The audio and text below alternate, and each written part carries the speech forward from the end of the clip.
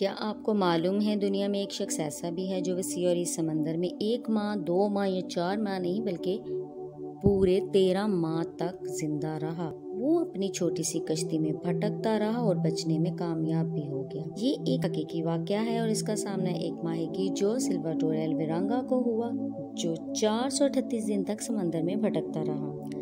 17 نومبر 2012 کو جو سلواڈور اپنے ایک ساتھی نوجوان کورڈوبا کے ساتھ مچھلیوں کے شکار کے لیے جنوبی میکسیکو کے ایک گاؤں بحر الکاہل سے روانہ ہوا۔ یہ دونوں ماہی گیر سمندر میں 3 گھنٹے تک سفر کرنے کا منصوبہ بنا کر روانہ ہوئے تھے، مگر سفر کے آغاز پر چند گھنٹوں بعد ہی طوفان کا سامنا کرنا پڑا جو 7 دن تک ان کی کشتی کو دھکیلتا رہا اور وہ اپنے راستے سے بھٹک گئے۔ 25 فٹ طویل اس کشتی میں بادبان یا موٹر نہیں تھی۔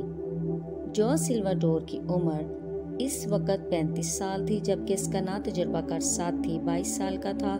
دونوں کو طوفان کا علم پہلے سے تھا مگر وہ اس سے بھی سخت موسم کا سامنا کر چکے تھے۔ در حقیقت طوفان ان کا مسئلہ نہیں تھا، اصل مسئلہ ان کا یہ تھا کہ ان کے انجن نے جواب دے دیا تھا۔ سمندری لہریں بہت زیادہ بپھری ہوئی تھیں اور ایک موقع پر کورڈوبا پانی میں گر بھی گیا تھا اور جارج نے اس کی جان سر کے بل کھینچ کر بچائی تھی۔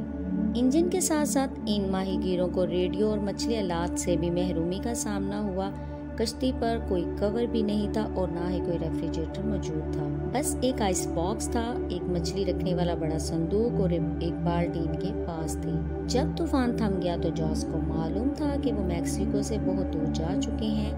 وہ اپنے سروں پر طیاروں کو پرواز کرتے ہوئے دیکھ رہے تھے لیکن مدد کا سگنل دینے کا کوئی سامان موجود نہیں تھا، جس کی وجہ سے سمندر میں پھنسی یہ کشتی نظروں سے اوجھل ہو گئی۔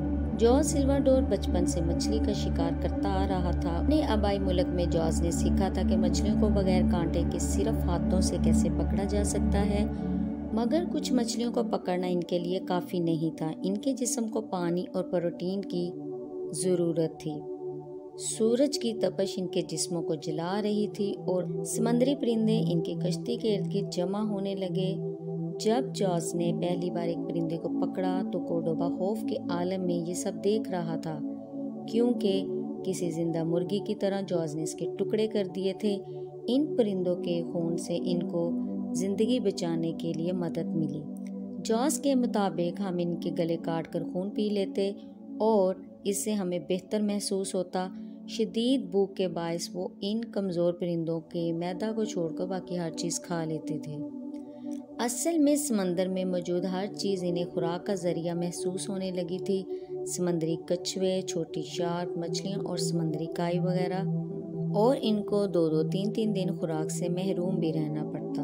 آخر کار اس کے ساتھی کا صبر ختم ہو چکا تھا اور وہ بہت زیادہ روتا اور اپنی ماں کو یاد کرتا اور اپنی پسندیدہ غذا کو بھی یاد کرتا۔ جارج جس حد تک ہو سکتا اس کی مدد کرتا، اسے دلاسے دیتا اور اسے سمجھاتا کہ ہم جزیرے تک بہت جلد پہنچ جائیں گے، لیکن وہ چیخ کر کہتا کہ نہیں، ہم مرنے والے ہیں۔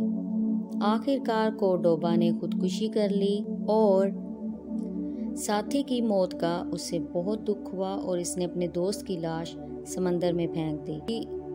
وہ خود بھی کئی روز تک خودکشی کا سوچتا رہا مگر اسے ڈر تھا کہ ایسا کرنے پر اسے جہنم میں جانا پڑے گا۔ وہ اپنے لیے بہت زیادہ دعائیں کرتا۔ اس کے پاس سے بہت سارے بحری جہاز گزرے اور اس نے ان کو سگنل بھی دیا مگر کچھ بھی نہیں ہوا۔ آخر کار ایک کشتی نے نہیں بلکہ ایک سرزمین جزیرے نے جارج کی زندگی کو بچا لیا۔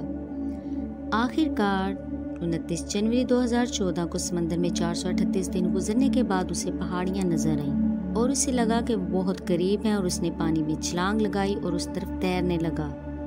مارشل آئی لینڈز کا حصہ تھی۔ وہ لہروں کو محسوس کر رہا تھا، وہ ریت کو محسوس کر رہا تھا اور وہ اتنا خوش تھا کہ ریت پر گر کر بے ہوش ہو گیا۔ وہ خوش تھا کہ اب اس کو اپنی مرضی کے خلاف مچھلی نہیں کھانی پڑے گی۔ بستی کے قریب لوگ وہاں پر جمع ہو گئے اور اس بستی میں کوئی بھی اسپینش زبان نہیں جانتا تھا۔ وہ ہاتھوں کے اشاروں سے جارج سے بات کر رہے تھے۔ انہوں نے جارج کو پانی دیا جس کو پی کر اس کی طبیعت مزید خراب ہو گئی۔ रहायशियों ने मेयर के दफ्तर से रब्ता किया और उसे एक बड़ी शिपिंग बोट पर बिठाकर मार्शल आइलैंड्स के सबसे बड़े हस्पताल में पहुंचाया। इस हैरानकुन सफ़र की दास्तान और तस्वीर दुनिया भर में फैल गईं और जब इसे वापस एल सल्वाडोर के तैयारे पर रवाना किया गया तो सहाफ़ी इसके करीब बैठे इसकी तस्वीर खींच रहे थे। जॉस कहता है कि मैं खौफज़दा हूँ और अब भी ऐसी रातें गुजरती हैं जब मैं सो नहीं पाता और समंदर मुझे डरा देता है और वो अब समंदर में दाखिल होने की हिम्मत भी नहीं करता और ना। दोस्तों, अपना ढेर सारा ख्याल रखिएगा और दुआओं में याद रखिएगा। अगर आपको आज की ये वीडियो पसंद आई हो तो इसको लाइक, शेयर और सब्सक्राइब करना मत भूलिएगा। अगली वीडियो तक अल्लाह हाफिज़।